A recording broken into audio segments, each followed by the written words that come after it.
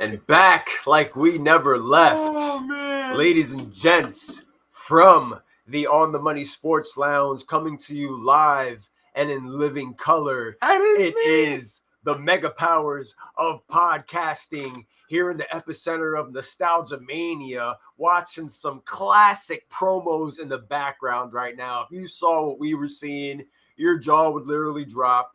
Nonetheless, I am your current inaugural reigning defending Elite 8 champion, as well as your On the Money Sports champion, Irrational, and alongside me, the greatest tag team partner that you could possibly ask for, the commissioner of the On the Money Sports League, none other than the number one Steelers fan that I know personally. It is the man, Oscar O Money Muniz, in the building. Ladies and gentlemen, what is going on? We got an action-packed episode for you, a lot to discuss, a nice little recap. We're going to let the Eagle fans, Flap their wings. Yeah, flap your wings because you earned it. This podcast, we don't discriminate you when you win. Yeah. You won. You have every right to brag. And if people feel like you're bragging too much, then they're just mad because it was their team that lost, or B, their team wasn't there.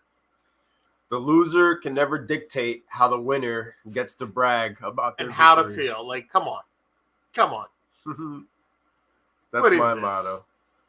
We don't care about your feelings. Woo, it's been a lot There's of no Hulkamaniacs here. We're not just talking about the Eagles when we say a lot of feathers were ruffled this past week. There are some moody Judies out there right now. Oscar. There are some upset people at the outcome of the events that went down on Sunday, and it's trickling into our Wednesday. Crazy to think that here we are heading into NBA All-Star Weekend, but nobody's talking about that. We're talking about the aftermath of what unfolded on Sunday. Yet nobody cares about the NBA. And it's been proven that the ratings are significantly down this year. Before you came by the house, I shared a video of the 2001 NBA All-Star Game. Great game. And my caption was one of the last times the NBA All-Star Game had meaning. And it was a great game. The East ended up coming back at the end. First person to check in today. Big dog, Drewski, big bro. Drewski big bro himself. Drewski is in the house. He has been waiting for podcast night ever since 10 o'clock Eastern time this past Sunday. There's speculation. He's been the center of controversy as well. I was going to say, there's speculation about a particular post that might or might not have been made by you that can't be proven. For that reason, it's not there. It doesn't exist. My thumbs are orange. You can see the sazon from the chicken. I'm looking. I'm like, yo, look at this shit. Look at the difference. Look like you had a bag of Cheetos. The troll level has upped itself a notch for my boy Drewski. He's earned his trolling badge with this one. Not only do the Eagles get their second Super Bowl championship while Drewski is a fan of theirs, but Drewski himself gets a troll badge for just being able to capitalize off of the chaos and the mayhem of the internet. How many this past people's couple of days. skin he got under this past week had to be enormous. Funny, bro. That's very funny. When he hits it, Mikey making false allegations. Sheesh. Just say congrats, birds. Something else. So basically, you're saying it's all a woozy, a wazy. It's not real. Unbelievable, bro. It's absolutely unbelievable. I loved every minute of it. There was a time was had this past week, and Drewski, shout out to you for just capitalizing on it and just making it even more funny than it already was. Congratulations to your team. You were asking us earlier. Yo, he finally got to say the phrase to us in the chat. Are y'all going to the parade? after 2 long years, the storyline built. And you know what? Excuse me. I feel as though for this right here, Drewski had the opportunity to finish his story. Adrenaline, episode. Hey, you said something. Cody Rhodes. You said that. He goes, whoa. title run. But you said you were gonna dye your hair blonde anyway, bro. You might as well do it. This is you finishing your story, man. I'll get him I swear I'll get him a Cody Rhodes shirt. No, you got to get him the thing that he wears, the Nutcracker outfit. Yeah. You got to get him the whole. They're selling that as a hoodie now. Thing. I was told we'd lose the wild card. I was told we'd lose the second round, NFC Champion game and Super Bowl. The story is finished with the birds flying high. And you're right about it. I'm not even going to front. I had them losing each and every round. I think maybe besides the NFC Championship game. When they got to the NFC title game, I said to myself, like, the Commanders aren't going to beat these guys. But last week on this podcast, Bobby was sitting right here. I was sitting right there. Him and Bobby, they picked the Philadelphia Eagles. I picked the Kansas City Chiefs. I'll be the first one to say I was absolutely wrong. Not only was I wrong, but wow. You know, I did not expect that. There was a part of me that as we got closer to the game itself, I said to myself, like, yo, Eagles could really pull this off. But I did not have any clue what was about to transpire before my eyes. We headed out to Gloucester to watch the game with some friends of ours at our guy Juan's house, the current champion of the South Jersey Brawlers League, might I add, 3-time champion. He beat me in that Super Bowl. We watched the game at his house. He was stressed about his birds. I was surrounded by Eagles fans, and when Coop DeJean ended up getting that pick six, everybody jumped out of their seats. All the Eagles fans were flapping their wings around the living room. It was pandemonium because not only that, but you had my buddy that hit off of his blocks, Miguel. He won 300 off of the first quarter. So it was they got the interception. His numbers were 7-0, like amazing numbers. Mine's were 3-0. That's not bad either. I mean, 7-0 is better. And I was very close to it. Very close on numerous times, but Kansas City didn't know how. Kansas City could have home to a field goal to stop and save their life. Well, what Kansas City knew how to do good was to focus on stopping Saquon Barkley. They did a great job of containing Saquon Barkley. He ended up with like 51 rushing yards. He was a non-factor in this game, and that's about the only thing that Kansas City did right on Super Bowl Sunday. When did you realize in the Super Bowl that the Kansas City Chiefs were in deep waters? The pick six. Not even. The pick six for when sure. When it was 10-0. Yeah? Yeah. Me and Alex were texting back and forth because I ended up watching most of the game in my bed because I've been working 6 days a week for the last 3 weeks, so I was tired. That's why I didn't throw the annual Super Bowl party here. I was like, dude, we were drinking on Saturday night. My brother had come over and we were hanging out, drinking some beers. And on Sunday, like we were getting over to their house, and like I was drowsy. And then as soon as I got there, I ate 2 plates, so that didn't help. I'm like leaned up on the dining room chair, and just like, you know, I just felt tired, bro. Like I totally get it. Maybe it's just a sign of the seasons or something. But like, yeah, I was tired, so I had nobody over. I saw that. I was texting Alexi because Alexi and me were texting.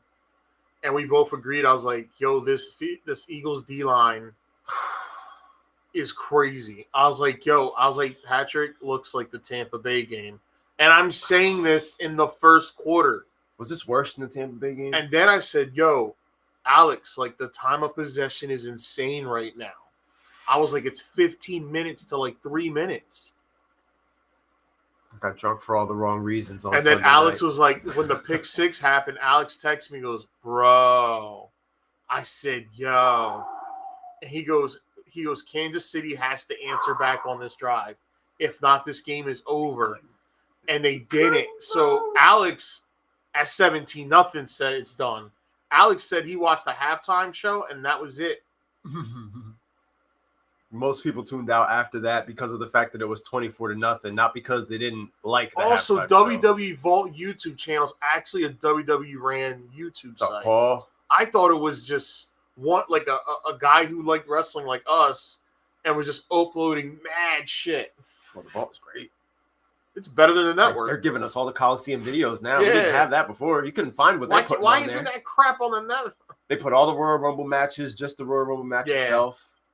Big, like they're The WWE Network, RIP, man. WWE Like, Vault, it's- guys. You should check that channel if you're a wrestling fan. A lot of rare shit. Good stuff. It's good We stuff. just watched the entire Dungeon of Doom storyline.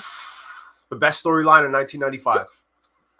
The best storyline of 1995, bro. Leading up to the Monster Truck Showdown at Halloween Havoc 95. You know, it's Paul, how you doing, bro? It's 2025, and I'm still trying to figure out how Hulk Hogan didn't get press charges For attempted murder? Yeah. Anyway, besides the point, the Chiefs are in trouble in the first quarter, ladies and gentlemen. The Chiefs looked old, slow, and done in that Super Bowl. They looked slow. And I told you on this podcast last week that the Eagles' D-line is something special. They're young, they're fast, and they're hungry. You want to know how special they are? The Eagles didn't send one blitz the entire Super Bowl. It was just 4 guys. Jalen Carter, Jordan Davis, Milton Thomas, and Josh Sweat did whatever they want. It was a 4-man rush against 5 people. And at times, Kelsey's chipping, and Kelsey, he just didn't look like he wanted to play football. Well, he dropped the pass. And then you could tell on the sideline before the interception, like they were already defeated. They had those defeated vibes on, like, what? Well, he said his heart was broken because everybody was booing his girlfriend. So if you look at them, even when it's 17-0, like 17-0, they were finished. I'm sorry, Kansas City Chiefs fans. You guys got to accept the fact. Stop saying we still had a chance. No, you didn't. 17-0 after that pick 6. Pat Mahomes with the pouty face that is now an international meme. There was no energy. And then one of the announcers, I forget what ESPN thing, well, they've had, this is the 3rd year in a row that they've had a late playoff run. Maybe the fatigue finally caught up. I don't want to hear that. I don't want to hear that. There's a lot of... Having a number 1 wide receiver finally showed on them. Because they have no number 1 wide receiver. Travis Kelce is 35 years old. Well, he's going to be 36. He doesn't even know if he want to play anymore. Not to mention, they have 7 players on their roster right now that have a plus $20 million cap hit. So 2/3 of their cap, from what I was reading, or half of their cap is tied up to 5 or 6 players. Mahomes is doo-doo. He's the light skin. Now, stop. I mean, He's a 3-time Super Bowl champion. So many people. And here's the crazy part. Both Super Bowls he's lost, he's got his ass banked. They're like John Elway style beatdowns. Yes. Like, you got your ass Brady lost, but Brady's losses, I think, total 15 points altogether. He never got his ass He never got blown out. You had to, it was close. It was. Brady tried to give you all hope and say, hey, I was down big, 28-3. Like, he mentioned it. He had to put it out there. He was just planting the seeds for everybody who had. It's crazy that we're talking about a GOAT talk. He's in the freaking booth watching, bro, looking down on him like a villain from Gotham. You know who he was? Looking at Batman. No, he's looking at It's the Joker looking at Batman fighting his henchman, and he was Dwight. Watching Jim with the snowman. When Jim was fighting all this, he had the greatest snowball of all his fear. Yeah. That was Tom Brady on Sunday, bro. That is great. You can't see him because the camera's not on him, but he's just like, we trashed him just like this, just smirking to himself. Because I was ready to crown the Chiefs. This team is going to 3-peat. They're going to do it. There's no way in hell. And at first, it was decent. You saw Juju Smith-Schuster, make a couple catches. I was like, oh shit, here we go. Like, we're cooking with gasoline now. But give credit where credit is due. Jalen Hurts played an outstanding football game. After the pick, it was a great performance. It's a shame that we have to give the award to an individual player, because I was talking to the old man at work, George, and he agreed with me. It's a shame they couldn't give the MVP award to the Eagles D-line, because they were the MVP of the Super Bowl. My gosh.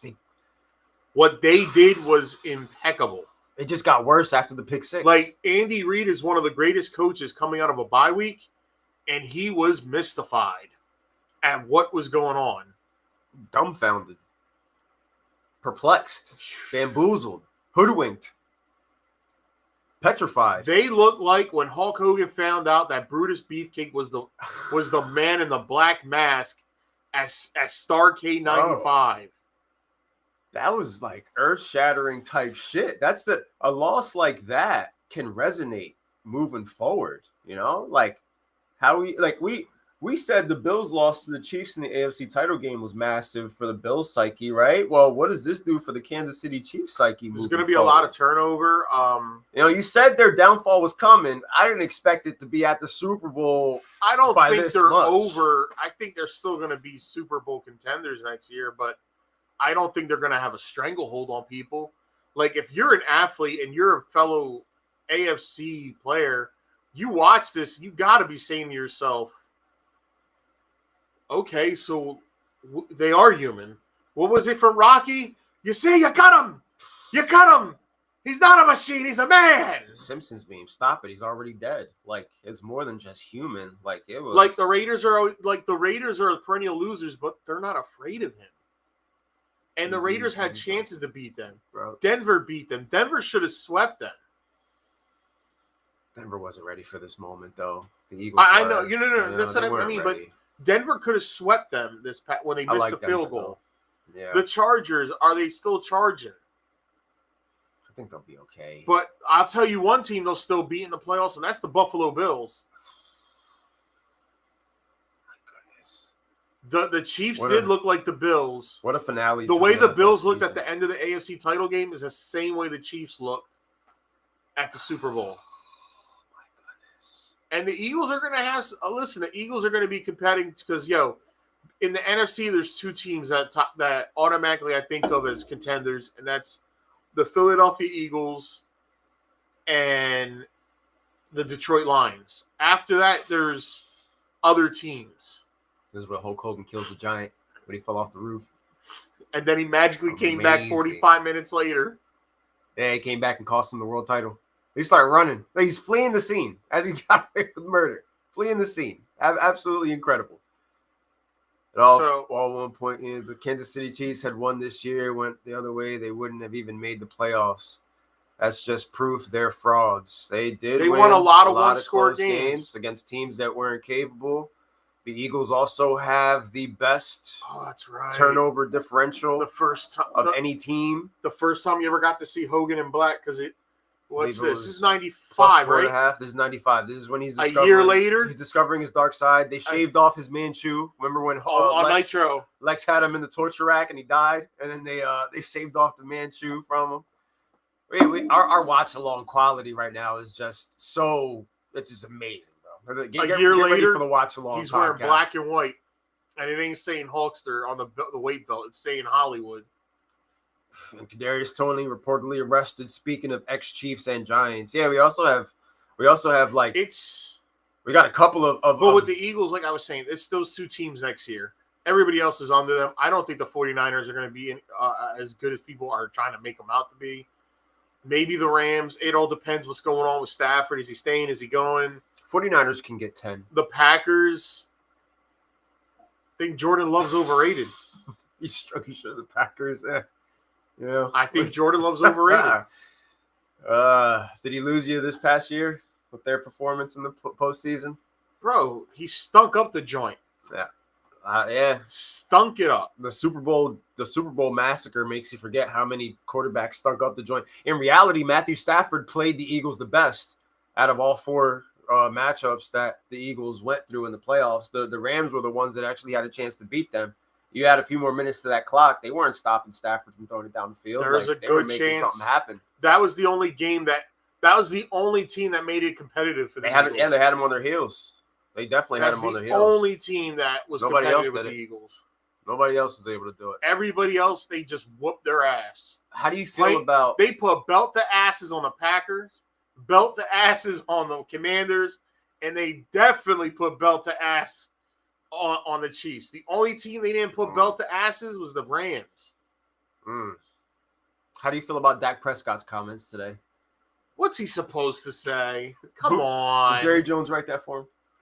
What's he supposed to say? He could have said nothing like the other teams in that division. You know, we're a ways behind, but we're gonna get there. You don't always need to talk. You don't always need to say anything. He didn't need to say it, but what is he supposed to say? We suck. The Cowboys always feel like they have to do something. All they had to do was get a running back. They didn't do that, but they feel the need to come out and they have to talk today. Why? Why you gotta say that? Why say anything? You know? The allure of Bill Goldberg was the fact that he was undefeated and he never spoke. The minute he started talking, it all went to shit. That's true. It all went to shit. I won't argue with that.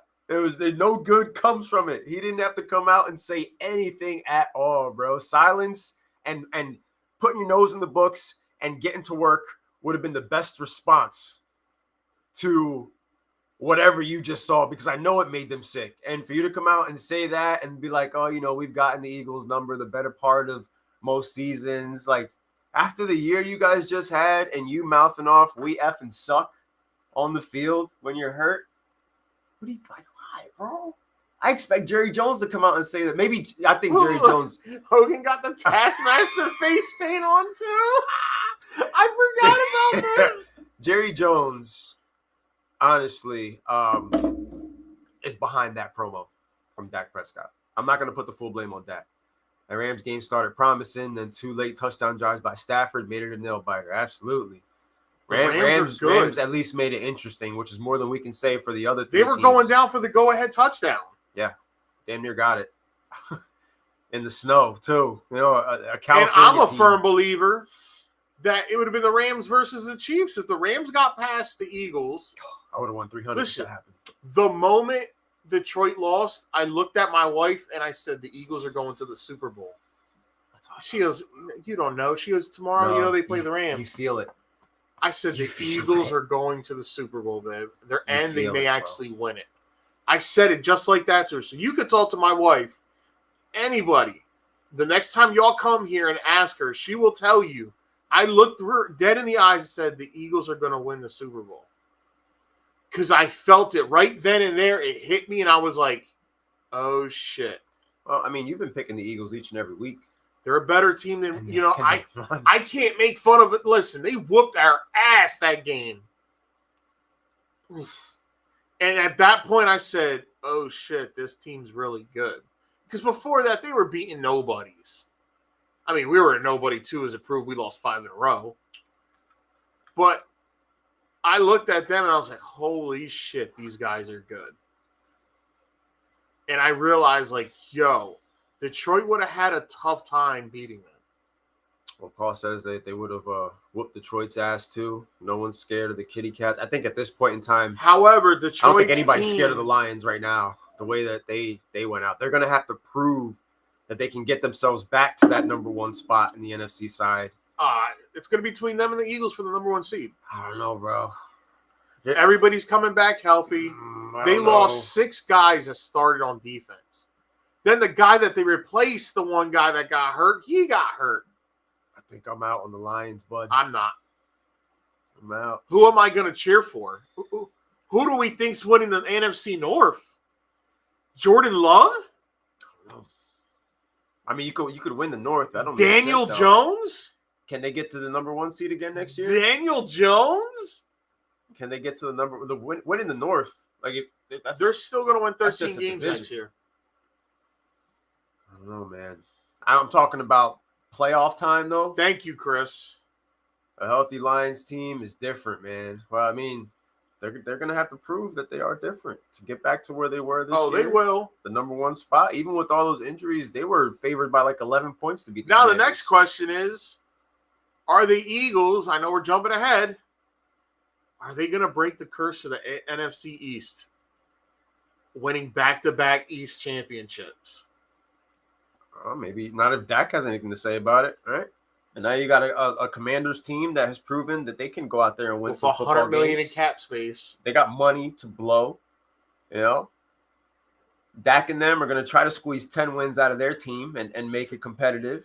Do the Cowboys go get Ashton Genty? Do they get it this time? Each one of those teams has 2 wins on their schedule already. We know that Washington, Dallas, and Philly. Yeah. They each got 2 wins on their The schedule. team we haven't discussed because We're not going to they don't need discuss to be them today. named. There's It's no all need right. There's plenty of time. There's plenty of time for all that. You don't have to worry. We'll bring them up eventually. We're not going to focus I on am them not today. a malicious individual. Last time I said anything about a certain player on the Chiefs, my post got shared over 100 times and got so much heat for it 3 years ago. The parade, the parade that you refused to go to. I know my boundaries, gentlemen. Speaking of kitty cats, how about Mr. All About Himself, former Mr. Panther, calling his former teammates losers after he was drafted #1 pick? I thought it was funny. Technically, he's not wrong about what he's saying. It was a terrible team that he got drafted to, but they ended up turning it around, and they ended up getting to the bowl. But I didn't mind it. I thought it was entertaining. Is as entertaining as the outfits that he puts on from a day-to-day basis. He dresses up like Cat in the Hat. Newton? Yeah, Cam Newton. Yeah, he's been saying some wild shit lately. Yes. He's on that. He's on this show where he's like jumping out of helicopters and like swimming in these like deep tides and shit. So he's trying. You know what's right awesome? That Dan Orlovsky's off my television screen. Look like he signed off the other day because that's the only guy in the world I know that won't criticize his favorite quarterbacks. He'll never say anything bad about Allen, about Burrow, about Aaron Rodgers, but everybody else, they'll get his biggest critique. So I'm glad he's gone. And you're getting critique from the guy that was the quarterback of a team that went 0-16. So at the end of the day, you're on that panel for a reason, man. Like, you're not everybody. Nobody's above criticism. These guys have choke jobs, and we're going to call it out. We're going to talk about it. Last mock draft, I saw Genty was going very early in the draft. Me too. Yeah, I seen today Raiders. I saw Raiders. Somebody had to mock that us at 21. I saw Raiders. That would be a steal. If you guys ended up getting him at 21, that would be an absolute steal. I don't see him falling that low. Him and Jalen Warren together. If it did happen, absolute steal. I saw Raiders. I saw Bears. I saw Cowboys. And I saw Denver Broncos linked to Ashton Genty based on the draft position, or let's not rule out the fact that any of these teams at any moment could trade up in the draft. One of our favorite things on draft night is that and just getting the notice that a team has traded back or traded up. And now it just throws a wrench in everybody's mock because you're asking yourself, who is that team? What did I have that team picking originally? And why in the world did they trade Robinson? up? Yeah. And then Terrell put Algier on the trade block right in front of us down here a minute later on the Dynasty League. That was funny. That was good stuff. Sidebar, WWE had a bunch of releases. Get ready for another return or new face to appear. Well, Ricky Starks already appeared. As soon as they cut 5 people, Ricky Starks showed up. I expect Rusev to be back before the month's over. Yeah, the guy that stepped out of bounds. Oh, he was on the Cowboys the back of the end zone. Parsons. If you talk to a lot of Cowboys fans, I don't feel like they'll be upset they lose Parsons. There's a couple Cowboys fans that are all right with this guy getting traded. I feel like we've reached a point in time where the Cowboys fans are over it. The Cowboys fans are over the Cowboys. He's bullshit. very inconsistent. He's very inconsistent. It gets exhausting coming out every year and saying we them boys and then seeing what the team does. Like, Cowboys fans are jaded at this point in time. Like, and they could get a haul for him. I think they could get 2 firsts for him. Now, yeah. Because he's younger than Myles Garrett. Algier was a sleeper after that draft. Still had a good season. Still playable, absolutely. Algier is still a dog. He's still out there making shit happen. Like Garrett's going to go for a 2nd-round pick. Nobody's giving up a 1st-round pick for him. Garrett Wilson. Myles Garrett. Maybe somebody gives up a 1, but who? The Eagles can afford to give up their 1 because it's a 32nd overall pick. Yeah. It's going to be a matter of what's the other 2 picks going to be, because they're probably going to want a 1 and 2 2s. They could trade back with the team at the top of the 2nd round and just lose a couple picks and still get the guy they want. And he'll want a new contract. I swear he's going to Philly. I mean, he's always wearing Sixers jerseys. He's always got a comment on the Philadelphia Eagles. Dude's obsessed, And I'm sure that as a Cowboy fan, you don't want that. That's the equivalent of seeing Jeff Fisher on Garrett is most likely coming. Myles Garrett's most likely going to Philly. Yeah. And if that happens, that's very realistic. ultra realistic. Actually, I can see that. Like I would trade T.J. Watt. I'm crazy. You got to before it's too late. They could probably get a 1 for him and a 2, and maybe the same type of deal that Garrett could fetch. They could probably get. You can help replace your roster. Well, they'd have to. And it gives you ammunition for maybe next year to move. If you were to move that, say you were to get a 1 and 2 2s for Watt, that gives the Steelers ammunition for next year to probably move up in the draft class. That's going to be having at least 5 stud QBs. One trade is going to influence the other. But they're not going to do it because we don't do things like that. You guys don't do anything exciting. You guys are going to do. However, I know they must have been excited when the rumor came out that you can get Debo for a day 3 pick. They're saying 3rd rounder we're talking about. Omar Khan looked at him and said, "Wow, day 3. Here's my offer, a 4th round pick." And you can take what you guys were already doing with Cordell Patterson to the next level with Get Deebo rid Samuel. of Cordell Patterson. Well, now you don't need him. You have that man needs to retire. You have Cordell on. You know what that I mean? dude like had lead 10. in his feet. You got a guy in Debo that I feel like he's due to have a decent season this year. You know, there was a lot of things that were wrong. Drewski, you still watching? I want you to hear this next thing I'm about to say. So I'm going to wait till I know Drewski's still watching. Eagles will probably draft another O-lineman, but Howie is a wizard with the numbers, so expect some turnover to keep the cap manageable. I would be shocked. You know, you got a team that's going to be competing for the next couple of years in a division that, as of right now, is a 2-team division until the other 2 teams decide to wake up. You know, your team is a top 3 team on that side. You know, I'm not as much of a believer in the Lions anymore as my co-host is. I think somebody else from the NFC side will rise and, you know, put themselves in the mix. It happens fast, man. Like, for this to be the Lions' best season ever, to end the way that it did, I'm sorry, man. Like, you want to talk about frauds? That's everybody was hurt, man. Trade Kyler Murray.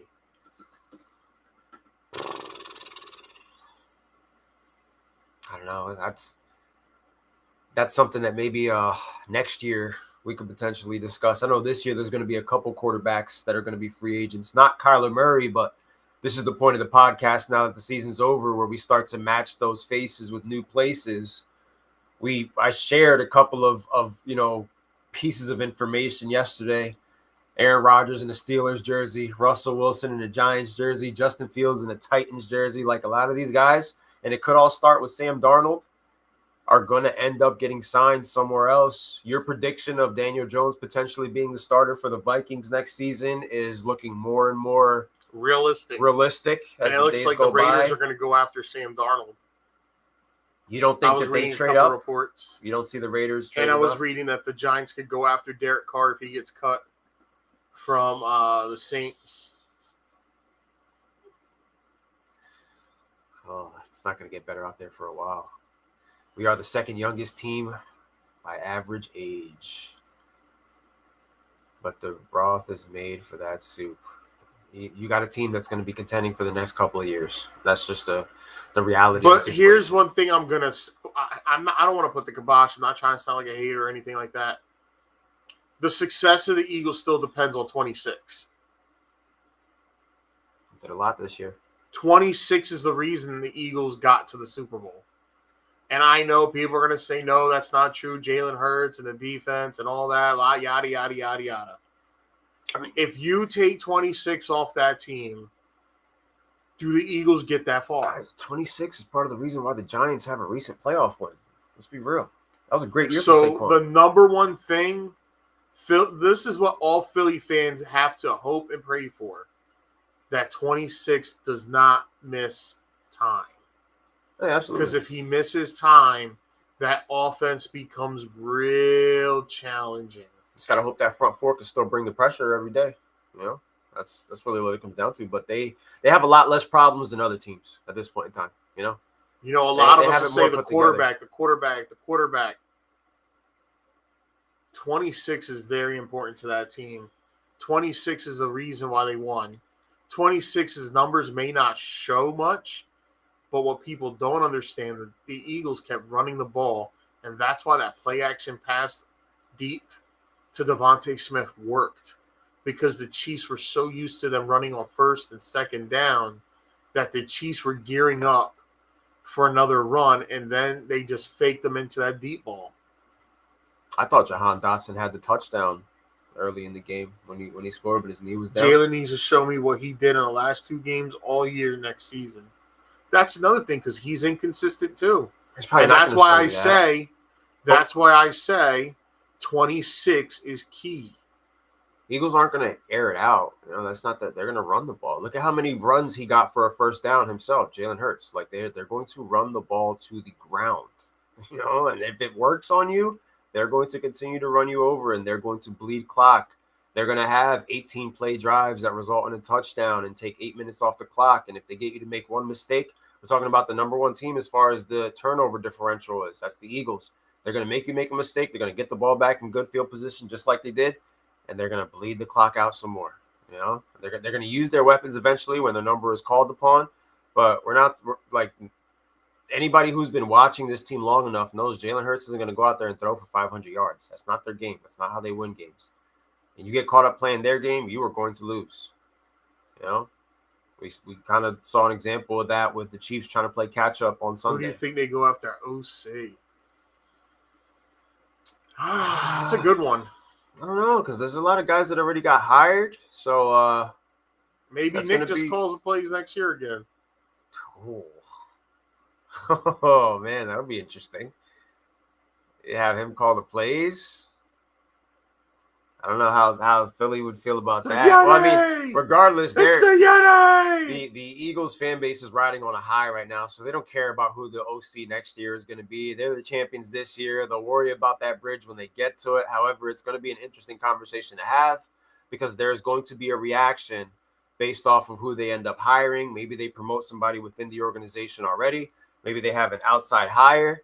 I saw Kellen Moore's plane landed in New Orleans today. So as soon as you get the championship, you are jettisoned to I a hope tough he situation, got job buddy. security because it's going to be a bad couple of years. True. Think Spencer Ratt is going to get the start for them next year, or do they throw their name in the hat for a quarterback? Maybe Rattler does get it. That way, do they even have any money? Sucking. Maybe the plan for them is to draft Arch Manning. Like, what do the Saints have at this point? Have they gotten themselves out of debt yet? I think the Saints are the second worst team. They might be the first worst team. The Saints have been in debt since we started this podcast. They may be worse than the Giants. Like, quite honestly. No, like, overall. Yeah. I mean, they got where some the good hell pieces. Sting? Yeah, the Mega Powers have just been wiped out by the Dungeon of Doom. Sting, and Steve Borden is nowhere to be found. He's not getting this fight. His boy Lex Luger's out there putting in work. He's all right. He ain't worried about that. He's going to confront Luger by himself later on. Without a top running back, you have to change the playbook to accommodate that weakness. Kellen Moore did a great job, and RQB never had a steady OC to develop with, and he still balled out. Jared Johnson or Kevin Patullo, who is the favorite? Would those be inside hires? Are they within the I'd like Jared Johnson. He's a QB at Houston, so I'd like to see a quarterback coach work with Jalen. The way it's going to be a whole new OC for him. How'd it feel to see Kenny Pickett out there last 2 minutes of the Super Bowl? I didn't see it. All I saw was images. Even the water boy gets a ring. That was incredible, bro. I've never seen the reserves come out during a Super Bowl because of a beatdown being so bad. And I wasn't around for a lot of the Super Bowl beatdowns from the 80s. And you know what I mean? Like, I was too young to remember the Bills, getting rocked in the Super Bowl by the Cowboys. I didn't see that. I remember that. I stopped watching the game. And I rented a Final Fight. Nice. From Award Video that week, and I just went back to going and playing it. I remember the Ravens putting a beat down on the Giants. I remember the Bucks putting a beat down on the Raiders. Welcome to Orlando, Florida. Rumble. What year is that? 1990. Kevin is an in-house guy. They potentially do go in-house. Why not? You create an opportunity for potentially another guy to get himself a job somewhere else, make more money. right now they're sitting on top of the world. They're gonna feel like geniuses if they put their in-house guys in positions to succeed and they still come out. And I mean, the formula is very simple for this team. You just run that football. How about John Rocker fighting Pat Mahomes' dad at a Barstool event in May? It was a chaotic couple of days, man. It was a high emotion. Rocker said I was just joking with him, and he took it serious. So I'll knock his ass out if he wants to play that game. Pickett threw in the playoffs and got a ring before Allen, Burrow, Prescott, Cousins, and Carr. Even the water boy gets a ring. Ooh, man. You know, Tommy Maddox is a Super Bowl champion, too, when he was the backup to Ben. Tommy Maddox. Byron Leftwich is a Super Bowl champion, too, because he was Ben's backup. Carson Wentz is a Super Bowl champion. Yeah. What did he do? Two-time. Hey, you know what he did?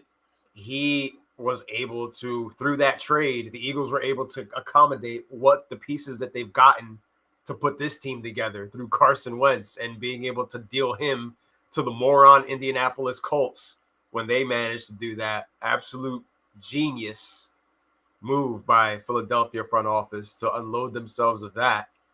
And now that's the reason why they are celebrating their second championship from 2017 to now. Yeah, I'm just growing. And, for me, being raised by Eagles fans, besides my mother, I'm happy for my family members who get to celebrate the championship, especially my uncle who's out in Texas right now. He's out in the heart and soul of Dallas Cowboy country. And just being able to celebrate a second Eagles championship while being out there surrounded by Cowboys fans right now. Oh, well, I guess Vince McMahon's not there no more.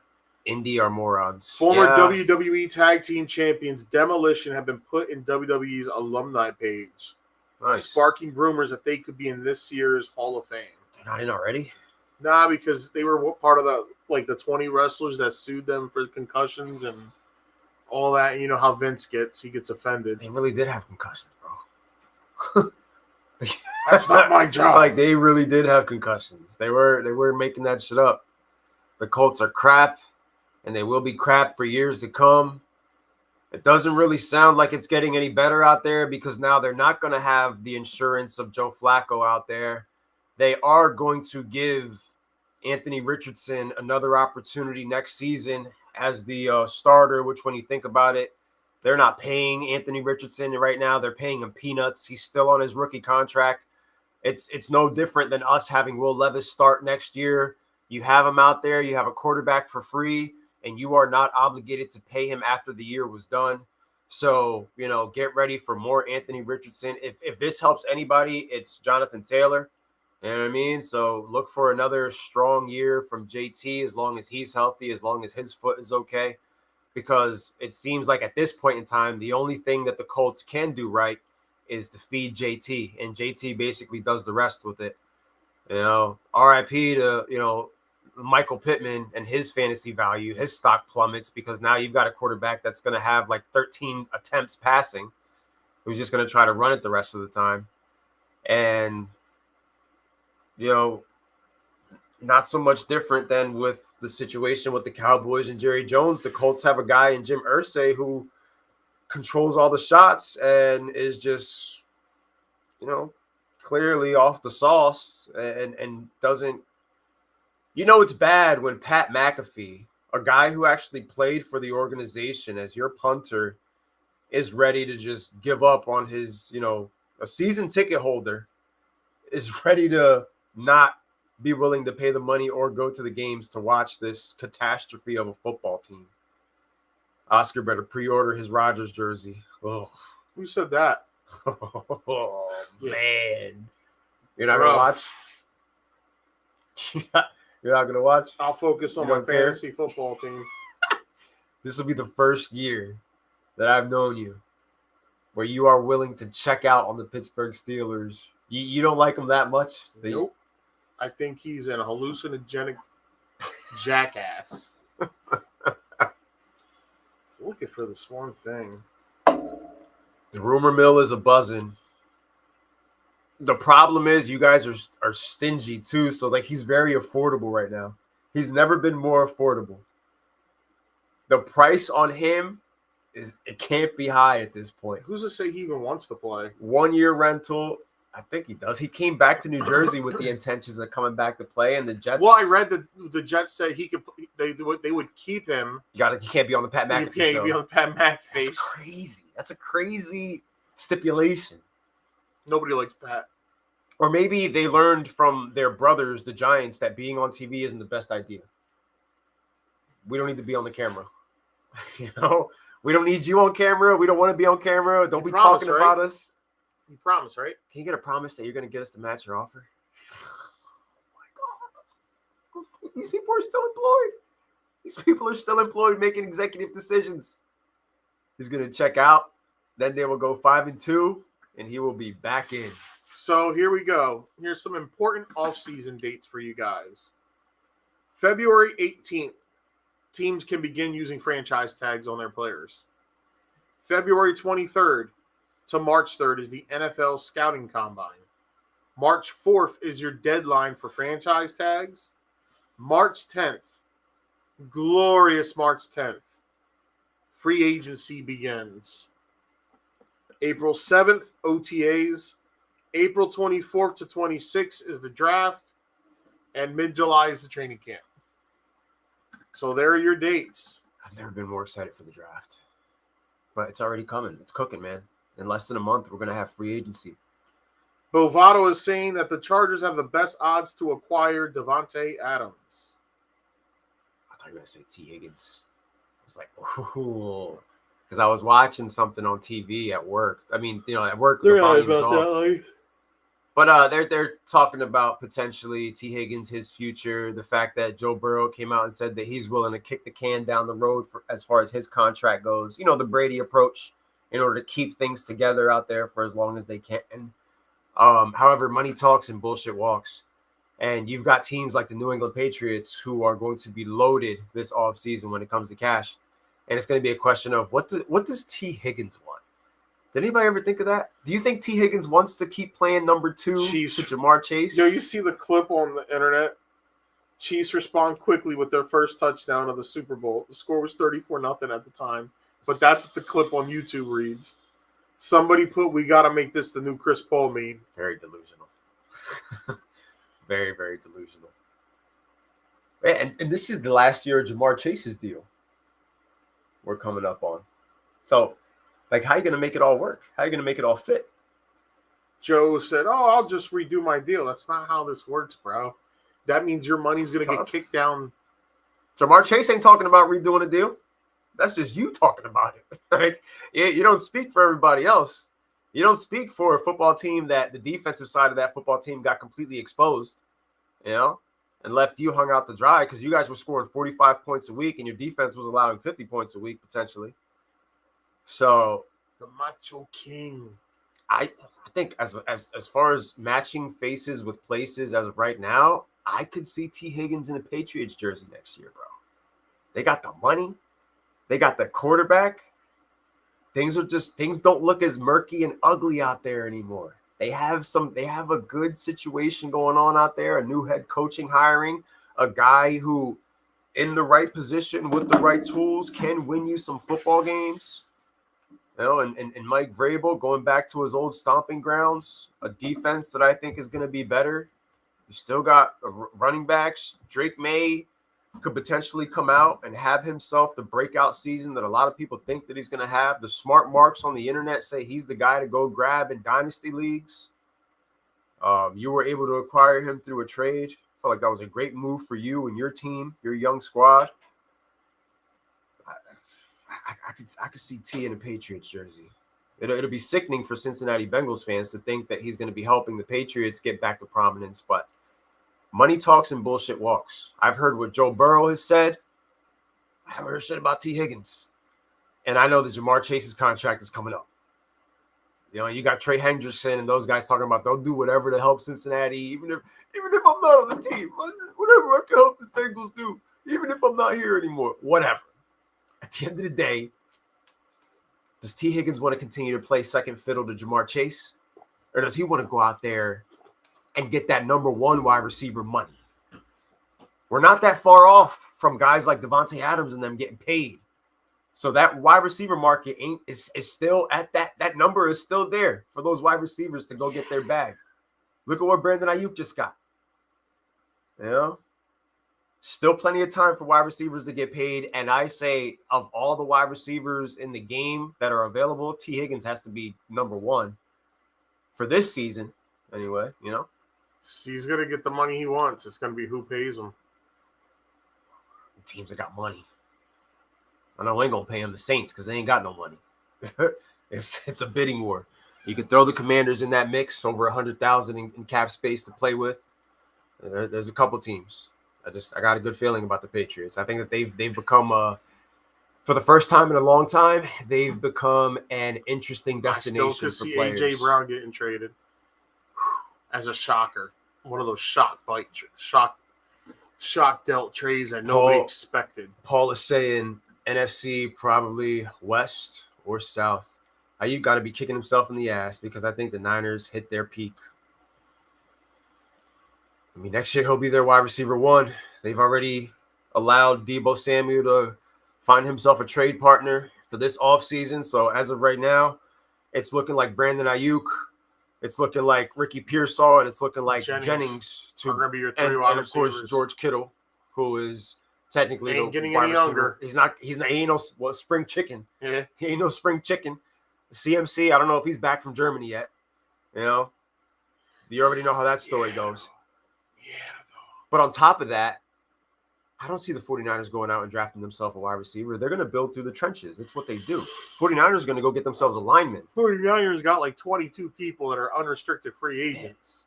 They're getting a Brock Purdy deal together. Like they're figuring out what they're going to do with Brock Purdy. The rumor mill is talking about them potentially going after Rodgers, the hometown kid. But if you're San Francisco, you need to pay Purdy sooner to dispute all these claims that you're looking anywhere else. Like, because Purdy's looking at it like, I'm your guy. You know what's going on here? Like, what do you want to lose 50 me? 50 to 60 million a year. Are they willing to give that to him? The market's the market, right? We talk about the wide receiver market. It's like Let's talk about the quarterback said market. on that show, man. He's still in London. Shady said it. He goes, teams got to stop paying these quarterbacks that really ain't worth $50-60 million. Most of them got Hold paid the already. hard line. Most of them got paid already.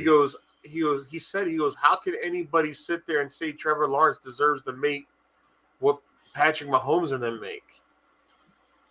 The longer Purdy deal takes, the worse it. Yeah, that is 100% true. More rumors are going to come out. More conversations, more names, phone calls. Like you got to dead all that, and Drake Greenlaw, and you have to show the commitment to your Greenlaw's franchise quarterback. The Samoan dude's probably gone. Jadarius Ward's probably gone. Like they got a lot of people that are going to be gone. That's why I feel like they're going to use the draft to focus on the trenches. And that's why I think they're gonna be another year removed out of the playoffs. I think with all those losses, I don't think they're gonna be. I'll say 10-7 at best. It'll be a tough year for them still. I'm gonna say 8-9. Oof. It's tough, man. Rams taking that division again. Yeah. Because as much as we make fun of the Rams and how they didn't draft in the first round, here's the difference. The Rams hit on their second, their third, their fourth, their fifth, their sixth, their seventh round picks. Because they all produce. Unless they don't have Stafford there. Puka Nacua is a 6th rounder. They've hit on their picks. They're talking about potentially dealing Cooper Kupp. See what they get out of him. Well, I know that. It's, I said this in the chat the other day. They could have got more for Puka more for Cooper back in November at the deadline than what they're going to get now. Way more.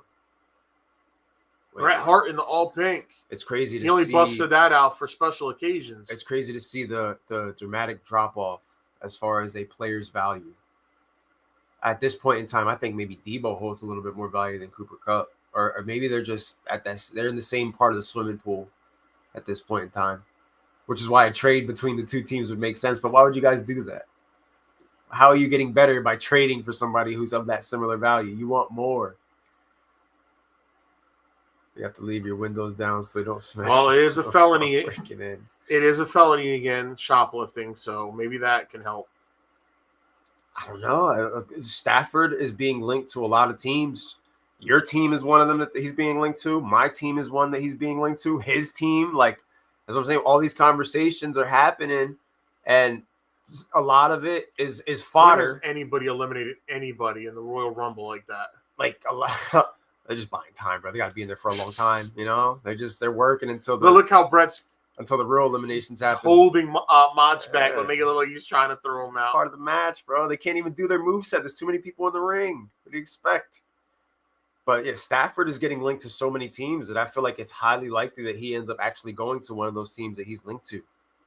It's not a ball-breaking contract to make. A 2-year deal for a vet, and you acquire some pieces unless you already have them to build around him. You have yourself a wide receiver already. You just need a guy to throw him the football.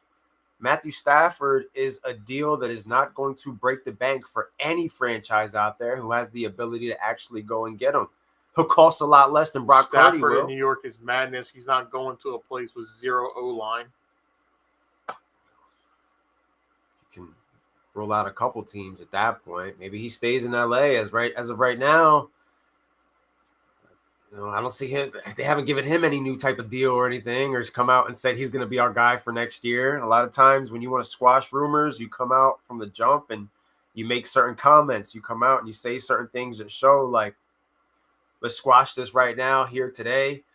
We're running it back next year, something. But I think that the Rams, based off of the fact that, like you just said, like the Rams hit on their draft picks. The Rams are not one of those teams that go into the draft and don't know how to use their picks. They are good at drafting.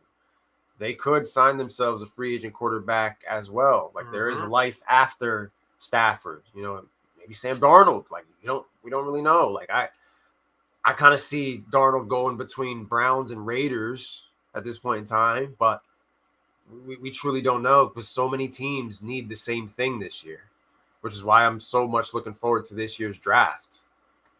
A lot of us need the same thing. And there's only so many free agency quarterbacks that are going to be able to fill those voids. And as of right now, 2 quarterbacks in the draft that people feel like are ready to actually start next year. Like I like Milroe, but NFL is a different beast, bro.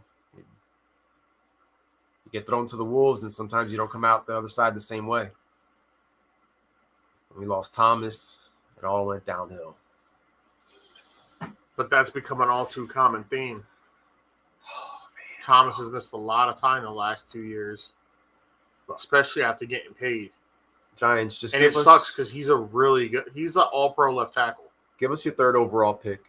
And then give us your 1st round pick next year. And then give us a couple more pieces, and we'll give you the one. I think the Giants are going to get Shador without having to trade up. At the 3 spot? Yep. Because I can see the Cleveland Browns selecting Abdul Carter. Oh, I like him. Because then I like him. That makes the Myles Garrett deal even more possible. Yeah.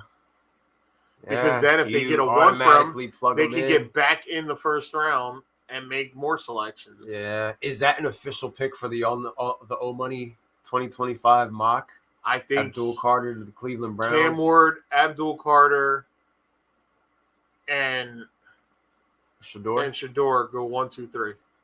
I saw a mock today that was shit. Dusty Rose has eliminated the Macho King. I saw a mock today that had it Cam Ward, Travis Hunter, Shador Sanders as the top 3 picks. But I'm pretty sure I saw Abdul Carter in the top 10, and I saw Ashton Genty in the top 10. Abdul Carter is going to Cleveland. He's a dog. Get ready. He is a dog. He's going to replace, and the problem is he's going to have a high expectation because he's going to be there to be the new Myles Garrett.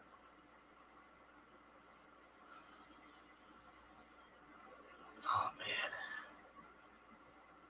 man. I mean, and at this point in time, we're going to be waiting longer for the draft than we are free agency. Free agency is around the corner. It's a month away. And some of the things that happen in free agency are going to directly impact some of the things that we end up seeing on draft night with. I think Alexi's going to get his wish after all these years. That elite guy car is going to be a New York Giant. Wishes change, bro. Wishes change over time. That would be crazy poetic justice, though. It's like all that time I spent talking shit on Carmelo Anthony, and then he became a Rocket, and it was just like, And he wasn't bad for the Rockets. Why do I even say anything? Yeah, it was the wrong time to be joining up with what we had going on, honestly. Things are starting to finally turn up now, though, after a couple years. I personally don't think it'll happen, but a man can dream. If it ain't Cam Ward, it's gonna be Shador. If it ain't Cam Ward, trade back, Giants. So if Cam Ward gets taken at the 101 spot, the Giants start fielding those phone calls to see who wants to jump up to the 103, and you get Shador to watch a year behind Elite Carr. Alexi's on that boat by himself. All right, so Chris wants Ward, man. Chris wants Cam. Alexi doesn't like either quarterback, and Alexi wants to trade back. He has already stated that if somebody offers you a great package for that 3, you take it. So I want to get a haul for the 101. I have no problem with Cam Ward. I like Cam Ward. I just know that my team doesn't develop rookie quarterbacks, so it's not the same excitement to go get a rookie quarterback. I'm not looking at him as the answer to our problems because I don't even know if we're going to put him in a position to – like, we need a capable guy that's already been through the mill, a guy that's already dealt with the league for like 8 or 9 years. And we're going to put him under center, give him a couple pieces. Look at Heated and Fuji. You know, maybe we can get ourselves a wide receiver through trading the 101 on top of picks. Like, you don't know. What's going on, Eric? What's going on, dog? Unorthodox. Shout out to the Supreme Baller Society. A couple teams already starting to clinch playoff spots in that league. Me being one of them. I think there's only like four playoff spots that have been clinched. Everything else is up for grabs. The wild card race is very interesting in our basketball league right now. It's more interesting than the actual NBA, which is, as you can see, why we don't spend a lot of time, unfortunately, on the NBA on this podcast more recently. There's nothing entertaining about the NBA this year. No. Is it just me? Not unless I'm betting on it. And then I haven't bet on it all year because I've been nervous. I'm only caring about certain outcomes. Oh, yeah. Yeah, to say the least. A very eye-opening experience, and now we are dealing with the aftermath of what the Super Bowl was, which leads to the question marks surrounding all other 31 teams and what they're going to do. And I'm sure that very few teams are going to be as motivated as the Kansas City Chiefs are. But you got to say to yourself, those teams that are in the dregs, you got to ask yourself, like, how much longer are you going to deal with the losing seasons, score points, not being competitive, not being relevant, not being in the mix? NFL.com, most recent draft. We've got Tennessee taking Cam Ward, which, again, I wouldn't hate it. I just know that our history, it doesn't bode well for us. Cleveland takes Travis Hunter. I think this is the one that I saw. Shador to New York. Patriots taking Abdul Carter. Jacksonville, Will Johnson. Raiders taking Genty, which I like. Jets take Mason Graham. Carolina takes Walter Nolan. Saints take Tyler Warren. And the Bears will be taking Will Campbell. The top 10 projections on the official NFL.com site. I think this is the year that everybody's mock drafts get screwed up, man. Like, there's going to be some wheeling and dealing going on and some clamoring to get yourself into the top 5 potentially. Especially if we see what happens here. If Cam Ward gets taken 101. USA Today has multiple people. USA Today has Cam Ward to the Titans, Abdul Carter to the Browns, Shador Sanders to the Giants, Travis Hunter to the Patriots, Mason Graham to the Jags, Torrey McMillan, the wide receiver to Arizona, to the Raiders, Will Johnson to the Jets, Jalen Walker to the Panthers, Malachi Starks to the Saints, and this one too, Will Campbell to the Bears. Oh, but they got more. The Bears. Shamar Stewart, Edge going to the 49ers. Aston Genty going to the Cowboys. Kelvin Banks Jr., offensive tackle, going to Miami. Tyler Warren, the tight end from Penn State, to the Colts. James Pierce Jr., edge to the Falcons. Walter Nolan, defensive tackle, to the Cardinals. Michael Williams, edge rusher from Georgia, to the Bengals. Armand Mambu, offensive tackle, Missouri, going to the Seahawks. Luther Burden III, wide receiver, Missouri. He's good. Good pick. To the Buccaneers. Steal for the Bucs. Denver Broncos, Colston Loveland, tight end. Luther makes sense because now we know Chris Godwin's potentially not coming back. For the Steelers, they got Emeka Ibuka, the wide receiver from Ohio State. He's a dog, too. The Chargers, Tyler Booker, guard, Alabama. Mike Green, edge, Marshall to the Packers. Shahadi Barron, cornerback to the Vikings. Donovan Jackson to the Texans. Josh Simmons to the Rams. Josh Connerly to the Ravens. JT Tuamoloa to the Lions. Matthew Golden, wide receiver, Texas, to the Commanders. Siobhan Ravel Jr., cornerback to the Bills. Arian Irsay, offensive tackle to the Chiefs. Yeah. Good pick. Eagles, Derek Harmon, defensive tackle, Oregon. That's how they got their first round of USA today. Definitely going in the trenches. I mean, we're 2 months away, so there's still plenty of time. Oh, yeah. Things are going to shift. Every piece of information and news that comes out is going to be used and manipulated because now we just got through fantasy season. We're heading into mock draft season now. This is true mock draft season. Like, this is... Yeah, he's definitely gone. Carr's definitely gone. If the Saints cut him, they save $30 million, and we already know they're negative right now. Yeah.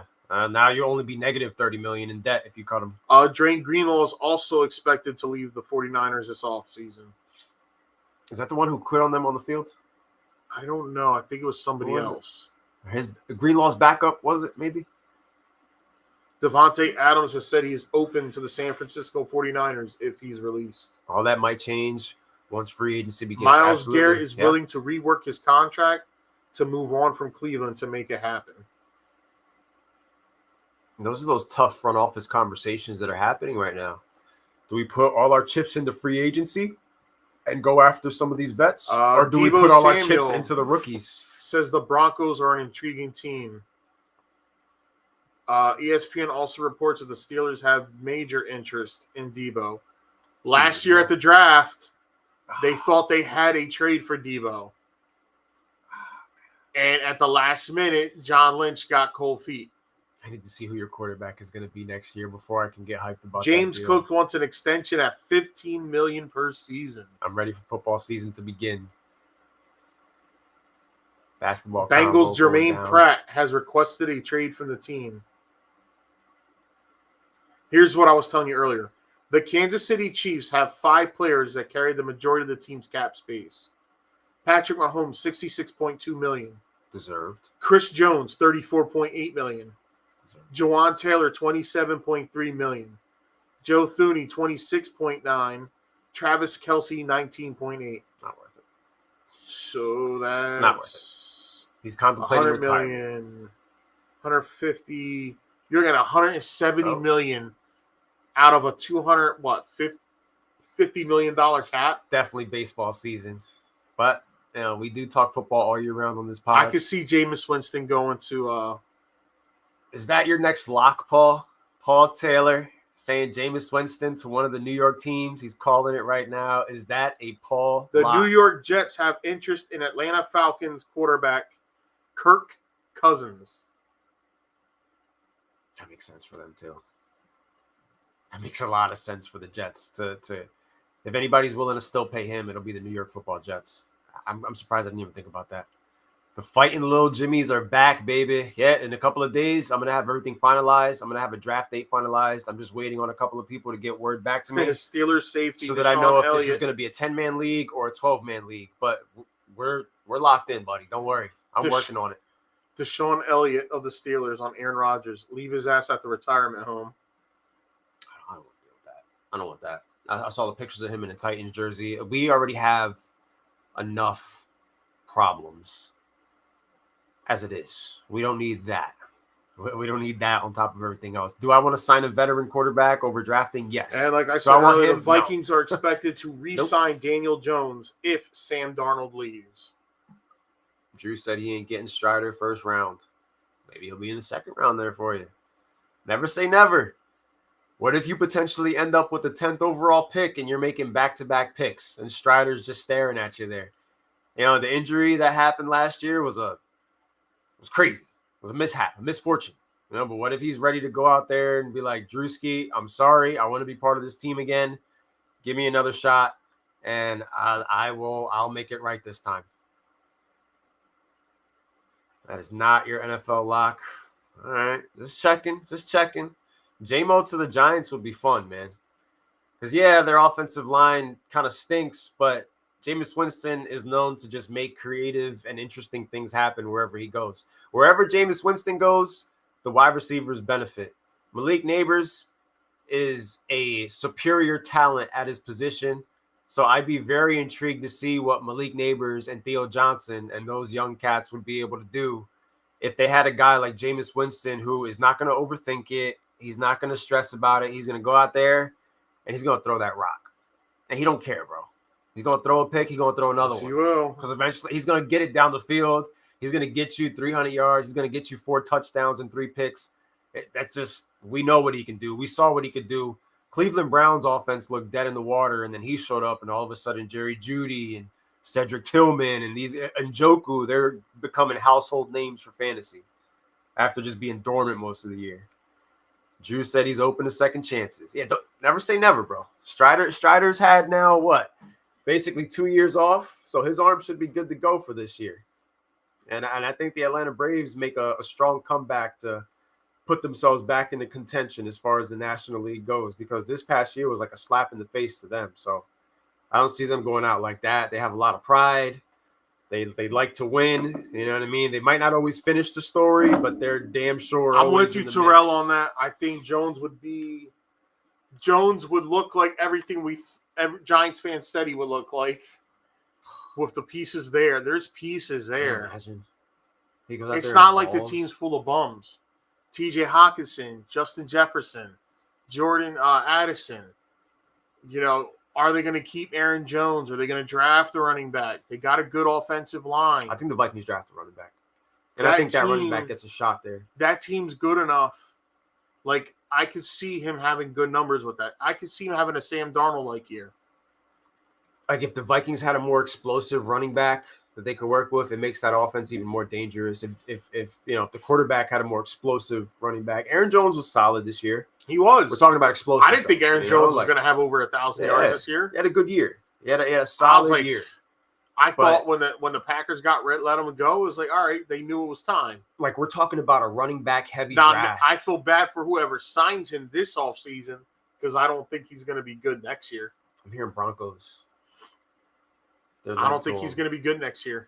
This year, in this year's draft, you've got Amarion. I think the mileage catches up. You've got Amarion Hampton. You know, you've got a couple of cats coming into the league at running back. You got both guys from Ohio.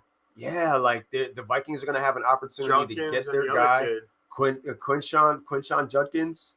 You have him, absolute dog. Like, you add that to the mix with Jefferson and Addison, a healthy Hawkinson. Like, I don't know, bro. This is the Royal Rumble before they started playing theme music when each person came down. Tell Altuve to keep his socks and shoes on. One can only hope, bro. One can only hope. I'm taking Harper first round again, because if not, I can't call them the Bryce's Bombers. Yeah. Unless somebody snipes him from you, which would be dastardly on their part. He's showing he could be a game manager. He just couldn't create miracles like the Giants needed him to. Well, we saw what Sam Darnold created with Minnesota. They didn't exactly need him to create miracles. They had the pieces there. They had a solid defense for most of the year. And Sam Darnold, to his credit, was making the right reads and making the right plays and the right throws. He had his bad moments towards the end, but at the end of the day, like, hell, nobody picked them to win freaking 14 games this year with Sam Darnold. We picked them to be dead in the water in that division. You know, one of the many things that I was wrong about this year. I thought the Vikings were going to stink. They stunk it up eventually, but they went on a hell of a ride before they got to that point. You know, they had an opportunity to be the number 1 seed in the NFC, and who knows? Haku. Like, who knows? Save a fellow Bro, Samoan. if the Commanders go to Minnesota, who knows what happens?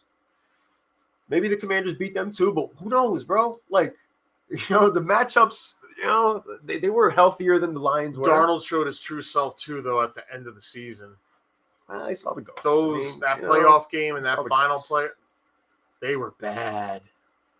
Nick Chubb to the Vikings, and then I'd be worried depending on the QB. Nick Chubb guy, I'd take Chubb over Aaron Jones, but I'm a Nick Chubb guy. I was always a Nick Chubb guy. You know what I mean? So I'm always gonna rock with my boy. It's tough. We're talking about 30 years old, but look at what Derrick Henry just did at 31. You know, JT had a solid comeback year. This was the year of the running backs. Joe Mixon went out there and balled out. Kamara quietly had a decent season. Aaron Jones, 1,000 yards rushing. I don't know, because of the fact that you're getting this influx of young running back talent. Like, how are these teams going to play it? We're going to be seeing a lot of these guys as steals in the second round getting picked up by teams. Maybe the Falcons go get another running back. Like you can't rule that out. Maybe Cincinnati gets somebody to complement Chase Brown, because this whole Zach Moss story that's not going to be a thing next year. Yeah. You don't think Giants try and wait to try and get Archie?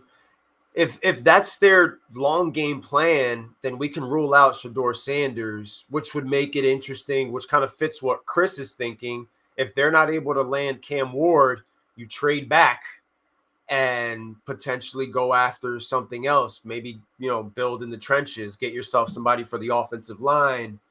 One of the cornerbacks that are coming into the league. Like, a lot of good defensive pieces are also coming into this year's draft, and it would be a nice pickup for the Giants to add to that defense. You know what I mean? Like, either way, they need help on the trenches on both sides. If Archie Manning is the long game, then you can rule out Shedeur Sanders. You can rule out Cam Ward. You can rule out a veteran, and you can also rule out the potential for the Giants to be competent this year, because it's going to be another season of losses, another high draft pick, and potentially getting their guy, which at work, I was talking to a Giants fan that I work with, and he was saying that that's the approach he feels like the team should take. And they're not all going to agree on it, but he feels as though it's like we should tank for Archie. Just another bad year, and you just take it. Which sucks for Daboll, because you brought him back to give him, like, prove you can win again, and your team's going to suck because they want Archie. Like, that's why I think Daboll, if he thinks he can win with Shedeur, he's going to take Shedeur. But wouldn't that be dangerous too? Because his dad is lurking in the background. You take on Shedeur, you are taking on a dangerous situation with that guy. Because his father's going to have one more year in Colorado, right, to make it look good. He's going to coach Colorado for one more year, and then he's coming back to the NFL. It's going to be prime time in the NFL, and most likely wherever his son goes, you inherit the father, which is part of why I don't want that hoopla. But, again, can't rule it out. Jameis Winston makes sense if they draft Shedeur. It does. You start Winston, and you let him be a shield while you develop a quarterback. It all depends on how. And you bring up a good point as far as Brian Daboll, because how long is the leash for him as far as his tenure with the New York Giants? Go for Shedeur this year. If you play the long game and you're going after Archie, you got to say to yourself, like, damn, okay, what's Brian Daboll's job security at that point? It just adds to more of the chaos and the confusion that's going on. Peyton's son meeting with the Giants sometime next week. Peyton's son got a cannon too. If they waste another 6 years, he'll be available too. Oof. They're not gonna suck in 6 years. Yo, his son does got a cannon for being young, bro. Nick Pivetta and the Padres are in agreement on a 4-year, $55 million contract. Nice. Breaking news. Nick Pivetta. Okay. Good move. Good move by the Padres. Got Michael King out there being a dog. Everything that we wanted him to be in New York, he was able to do for the Padres. We got still a very potent lineup. So yeah, they do. They're the only team that can stop the Dodgers. They have to make a move like that, because guess what? The Dodgers are your next door neighbors. You're in the same division with these guys. So you got to deal with the Dodgers before anybody else does, anywhere. So it's a move that makes sense, and it's a deal that they have to do, and I like it. Speaking of sons and fathers, would you rather have Shedeur and possibly his dad as a coach, or Archie and you got Manning as an advisor since Peyton doesn't coach? Either way, you're getting a package deal. Whatever path you choose to take when it comes to whether it's Shedeur this year, whether it's Archie next year. The Archie Manning sweepstakes of 2026 is a full go, 2 drafts away, and the fact that there's so much hype and talk about it right now just makes it all the more real. Sounds like Dion wants him in New York. So we'll he see. wants to be in New York. His dad's coming to New York, bro. I think either way, your days are numbered, Brian. He Daboll. pretty much said he said, of course, he would love to coach his sons in the pros, but he said at this juncture in his life, even if they offered him a boatload of money, he might stay in Colorado because of the promises he made to some of these kids that he's brought in. And that he feels as though he gets better out of that. Like, we talk about the Buffaloes and all that, but do you know their football team, everybody had a 3.0 GPA this season? They're really the cool. only college football team, I believe, really to impressive. do that. Very impressive. That's like, good shit right there. He says it. You have to get good grades to be on my team. Yeah. And he is going to walk away from all of that after a year like it never happened. And he's going to get himself a seat at the table in the NFL. I don't think so. We'll see, man. I think maybe in 5 years, I think he's going to I think he wants to win a national championship. I think that's what he's building towards. And he actually said he's looking forward to this season because now he doesn't have to think like a coach and a father at the same time on Sundays. Because he goes, I have to be a coach and I gotta get on his case when he messes up, but I also have to remember I'm his dad and I gotta show him that fatherly love at the same time. Do you think he goes, this year, he goes, I don't have to do that. All I have to do is honestly just focus on coaching. He goes, and I'm looking forward to that. Do you think Shador is good, bro? I think he can be good. I think he's not going to be an elite quarterback, but I think he could be in the top 12, top 13 over time. I guess it really just depends on the situation. Especially in the NFC. Like, the NFC only has Goff, Jalen, Jaden, Stafford for now. Yeah, how many more years are you going to have? Off. And then there's a big drop off. Then the next wave's like Dak and Kyler. Yeah. Jordan Love. Yeah. Yeah, I'm sorry, RJ, but Jordan Love's not elite, bud. Purdy. Yeah, like that's the next wave. Purdy does more winning than those guys. I think he could be better than Brock Purdy. Okay. Well, that's pretty good because Brock Purdy got to a Super Bowl. I think he's another Caleb Williams personally. Well, do we fully know who Caleb Williams is? Ben Johnson's about to go over there. Jamarcus Russell had all the talent in the world, but he didn't want to work at it. Yeah. If he just worked at it, he would have been an unbelievable quarterback. But they giving him tapes that have nothing on it. He talking about, I learned all this defense last night. Just to catch him in a lie. Like you do something like that, you already know you're going to catch the guy in a lie. I'd have been like, Jamarcus, can you bring the tapes back? And then just pop it on right. Let's watch them together. Put on the tape. Let's watch it together. And that'll be his first time realizing there's nothing on the tape. Because he never watched it. But clearly. I'd say the Giants go for a wide receiver, give Malik some help, and then get Archie. If the coach goes, I'm not saying Shador's going to be elite, but I am saying Shador's going to be very good. I don't think Cam Ward's going to be elite, but I think Cam Ward's going to be very good.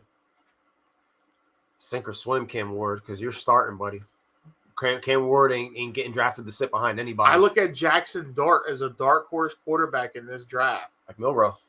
And man, I'm out on Milroe. You out on Milroe? I got Malik Willis vibes on Milroe. Oh, boy. But there's something about Jackson Dart. I know his game wasn't unbelievable at Ole Miss, but there's something about this kid that he's going to get picked in the top 10, I think. Yeah? Shit. If he falls out of the top 10, I don't want the Steelers. I know the Steelers need a quarterback, but at pick 21, I would rather draft a defensive end, a defensive lineman, or a wide receiver. But I could picture Jackson Dart's there. I can see the Steelers doing it again. I think a team that's quarterback needy. All right, go ahead, take Dart. Or if you're not a quarterback needy team and you can let him develop, then you take him. Or even if you have a quarterback starting, but your situation's still shaky, A little murky. Yeah, murky. You draft them. You know, just have them. So it's gonna be interesting. You don't wait until next year, because a lot of these coaches don't have next year. They have what they do this year, or their asses on the line. You know. And Jamarcus Russell's one of the reasons why. Yeah, Russell was a wild boy for that. Why a lot of NFL owners started advocating for the rookie drafts, the rookie pay scale to be readjusted. You had guys not making a single play in their careers, coming out making more money than veterans, and the NFL Players Association was also like, "What the hell? Like, there's no money for us, but you're giving these kids who have not done nothing all this money, and a lot of them are turning into busts." Yeah, a lot of them still do. I remember when Ben Roethlisberger signed for $42 million, his rookie deal, and I'm sitting there going like that. Like, he hadn't signed. He was holding out like the first 3 days of training camp. I'm like, this son of a bitch better sign this deal. Like, you haven't done shit yet. And I was thinking at the time, like, $42 million. This is back in 2004. I'm like, $42 million? I was like, he hasn't even thrown a pass yet. And we're paying him $42 million? Got his money. We realized quickly, like, hey, it wasn't a mistake. It was a steal. It's just like Eli. Eli got signed for like I think like 60 or something. Different time. Matt Stafford is the last person, or no, Sam Bradford. Sam Bradford was the last man. It was Stafford in 2009, Bradford in 2010 that got paid $75 million. The ultimate. Bradford was the ultimate thief. The ultimate thief. Him and Andrew Bynum should go together. They should make a whole Hall of Fame about robbing teams of money. Like that song 50 made all those years ago, How to Rob. Like, the face of that song should be Sam Bradford. Over and $220 million he's made off of NFL teams paying him. Well, who originally drafted him? The Niners? The St. Louis Rams. St. Louis Rams drafted. Then they traded him Bradford to the Eagles. Yeah. He went to but the whole point was that the Eagles got him because they were trying to trade him to the Titans. He did have great agent. To get that number one pick because this guy Chip Kelly wanted the number one pick so he could draft Marcus Mariota. And Fletcher Cox was a part of that deal that they were going to give us. Yep. Man, looking back on that, they don't got shit on Ben Simmons. They were going to give multiple ones. They were going to give Fletcher Cox to somebody else. I forgot who. It was definitely a interesting package when you look at how everything aged and you think about the impact Ben Fletcher Simmons Cox is right had. there too. Yeah, Simmons found the new home with the Clippers. Playing what, Tuesday, Thursday, Sunday, is it? They are all under the same umbrella of how to fleece teams. I was pissed when the Eagles picked up Bradford. I hated Chip Kelly, but without him messing up my team so bad, we wouldn't be here. That blew up in our face, but it needed to happen. Otherwise, like Paul said, it set you up for where you are now as an organization. 2 rings later, it ain't looking so bad, for a team that spent 75 years without any rings. John Wall, that's another thief. That's a good name drop, John Wall. Great name drop. Fleece. Absolute fleece. NBA was paying him to go to school. Crazy work. But, disgusting. Yeah, man. We are in for a very entertaining, very interesting offseason. We're going to get that one trade that shocks us. I think that even if we're not seeing actual football on the field, the news and rumor mill and the reality of what happens is going to put the NFL on the forefront on this podcast for a while based on what actually goes down and who actually does what. The free agency signings, how that impacts the draft itself, trades up and down the board galore, new faces and new places. That's going to be the theme for me for the next couple of months. It's going to be my saying, new faces and new places. A lot of the landscape of the NFL is going to change. There's too many teams that are quarterback needy, too many teams that need direction, too many teams with coaches who their seats are pretty hot, Don't get too comfortable unless you just got hired this year.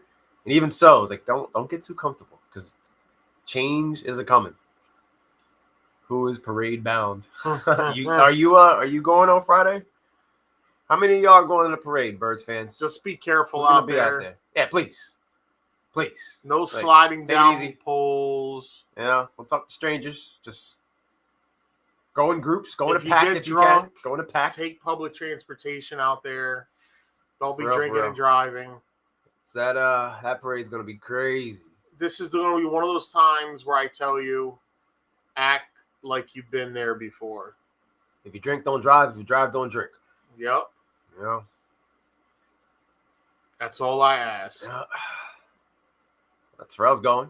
Well, be careful. Take some video. Take some footage. Take some pics. I'm still debating. It's gonna get crazier than the last parade. I was taken out on stretchers because it was too cold, getting wrapped in blankets. Nah, I hate the city of Philly. I just love my Birds and the Phillies. You ain't actually being there. I got you. Yeah, that man in a wheelchair crowd surfing. Yeah. Got the train tickets today. Whew. I saw a video of a guy sleeping on top of a train this past week after, as part of the celebration once they won. It was that girl died. Absolute chaos. Falling off a freaking light pole. A few people died.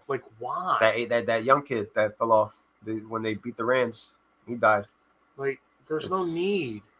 It's just can't be. I don't understand what's the point of flipping cars, lighting shit up on fire, and tearing down signs. I mean, let's be real. When you're a city that doesn't win a lot, you don't know how to act when you actually do win. And unfortunately, you get cases like that. They were burning Kermit the Frog. Oh. Go early tomorrow because those speed lines get delayed. Just be safe out there, guys, please. That's right. Paul be working out in Philly some days. Want to hear from you guys. Want to make sure you guys are good. I came finally. Say we have us. We have been there before. Yeah, I saw the Kermit the Frog burnings past couple of days. Again, that's what happens when you win, man. The losers don't get to dictate how the winners celebrate, but you know, just be careful, man. Just don't get yourself hurt while you're being out there. I think that more or less sums up what we have for the pod this week. Free agency's around the corner. We're going to talk a little bit about that. We're going to talk a little bit about baseball. Spring training officially underway. I saw Ohtani pitching off the mound, if I'm not mistaken. So, baseball teams are gearing up for a new MLB season. We'll have our 2025 MLB predictions for you as far as how we think it's going to go down. MVPs, all that good stuff. World Series MVP, the whole kit and caboodle. We'll have plenty of time to put that together. Add a little bit of wrestling. We've been doing a watch along this entire time. Right now we're watching the Royal Rumble. Yeah, it's the first time in my life I've seen Hulk Hogan do the crisscross. Yeah, crisscross applesauce. And putting over him and the Warrior going at it. That's the first time I ever seen a double clothesline. He popped for that one. It's like, these guys gotta face I was like, these guys are equals, or so we thought. Okay. Phillies need to follow the lead. All right. One step at a time, buddy. We'll see what they do. We will see what they do, man. Sooner than later. Yeah, there's no need to talk Sixers basketball. Nah. Ain't got anything going hopefully on. Embiid's out again. Hopefully He's the hurt. Eagles He's hurt. Winning this Super Bowl breaks a curse for the rest of the Philly sports. So that the Phillies can finally get that elusive third championship. If you're an all Philly sports fan base, your best bet is to just savor the victory that you got from the Eagles, because I don't see you getting it from anywhere else anytime soon. Your best hope is praying. Put on an orange hockey jersey and pray for the Broad Street Bullies to come back. All right. I was there. Gritty was funny. I like Gritty. I don't like the Flyers, but I do like Gritty. And I just got no problem with Gritty. Hey, you went recently, didn't you? Yeah, I was there Saturday night. That's right. And the second hockey game I go to watch the Penguins play again, and the Penguins lose again. And same score too, 3-2. Well, these aren't the mighty Pens. Nah. Their heyday is behind them. It's a new age. It's a new Then era. I got upset when I realized Sid wasn't playing. So I was like, oh. These days off, he's tired. He's been carrying that franchise for how long? It's been a minute. I got to see Chris Letang, so Letang's pretty good. Nice. Sixers have me jaded. I know, buddy. Bro, a single beer, where the guy goes, "Get your cold beer." I looked at his pin. That shit said $16.49 for one beer. Now I know why fans are so drunk at these events. It's like a Miller Lite. No one wants to buy the beer inside the stands because it costs so much damn money. You buy one in there and you babysit. I watched the family next to me. Bro, they went to Insomnia Cookies. They got pizza. They got ice cream. They got Chickies and Pete's. Crystal looks at me and goes, including these tickets, they probably spent $800 for this trip. They saved up for that. They knew they were going to be spending big. Cindy been carrying this purse since Mario left. And go New Jersey Devils, even though they're not so great. They're my backup team. My primary team is the Rangers. Go Rangers. But I the Jersey Devils, it's the only team we got left. So I can't root against the Jersey Devils, It's unsavory. Got to root for the hometown guys. Right, Drew? Got to root for the hometown guys, buddy. Conspicuous by his absence today. That's the top Philly franchise. You're right. They got the most championships out of all of them. The Union. 5 championships for the Union. I remember the Philly Soul was the first football team to win a championship. The one that Bon Jovi partly owned. Gino Caramanazzi, whatever the heck it was, he was the quarterback. He threw like 50-some touchdowns. Ranger Suarez needs to tighten up this season. No family visitations. Bro, he got the Titis living at the house. He got Wela making soup in the kitchen. He's trying to have some alone time. They're all over there, bro. They're all they're not going back, bro. He said no family visitation by the all there, bro. That's messed up. They didn't go back home, bro. They're all there still. He still has to deal with all that shit when he goes home. He's not concentrating when he's on the mound. Think the Mets are going to be good again this year? I think that on paper, the New York Mets have a very solid team. But in this league, you don't win the league on paper. You win it on the field. So I think that it was very big for them to be able to keep Pete Alonso because he definitely helps keep that lineup potent, as well as, of course, the adage of Juan Soto with the lifetime sell your soul contract that the Mets gave him. You got to go out there and win baseball games. You have an Atlanta Braves team that is looking to make a resurgent comeback after an off year. A Phillies team who I heckle all the time, but let's face it, the Phillies are still going to be a good baseball team. They're still capable of winning 90 games. They're still going to be in the mix. You're in a tough division. You got to put up or shut up because ain't nobody going to feel sorry for the Mets if they fall flat on their faces. Steel curtain, go get Rogers. RJ tuning in. The guy's Philly washed. Soul was a dynasty. Mets will make the playoffs again, but that's as far as that goes. I mean, are they going to be able to beat the Dodgers? I don't think so. I don't even know if we're ready, but I'm willing to go take another crack at it, at least. As far as our side goes. All year too. Yeah, RJ in the house. Yeah, Mets definitely have what it takes to get into the playoffs. From there, we'll see, man. The competition is going to be fierce on both sides. National League ain't no joke. You got the Padres, even within your own division. Like, if you can manage to navigate through the National League East, and then you have to deal with the West, Drew, Diamondbacks, This is the last time I will be on this podcast rocking this hoodie. The football season is over. My commitment to this hoodie is over. It's getting retired. Matter of fact, I'm going to use it for work. So it gets all stained up. Bleached. That's what I think. That's 3,900 yards, 28 touchdowns, 11 picks. That's washed. That's better stats in the last 5 or 6 years of any Steelers. He's washed. Rodgers is washed. What was the Jets' record? Was he not behind a lot of those all? Add all his fumbles in too, please. It's rough. And the sacks he took. It was rough. Okay. Well, wherever Aaron Rodgers goes, RJ is gonna go with him. You know that. Like, that's his boy, bro. So wherever I'll buy it off you, guy. You know what? I'm gonna wash it and I'm gonna sign it. You're about to get the signed old money hoodie To Drew from Danny's championship year. To Drew from OTMS. Holy shit. Word on Glizzy Wednesday and drop mustard on it. That's next Wednesday. Chris will probably be there. You guys got to take a picture together if he goes on Glizzy Wednesday. We got to start getting photos together, man. RJ, are you a Lakers fan? Nah. Is he? Oh, yeah, his boy. Yeah, he is. I think maybe the Nuggets overtake the Lakers on the pecking order for him, though. Oh, he said yeah, straight up. Oh, Chris said it. Well, guys, we appreciate you. Dumb question.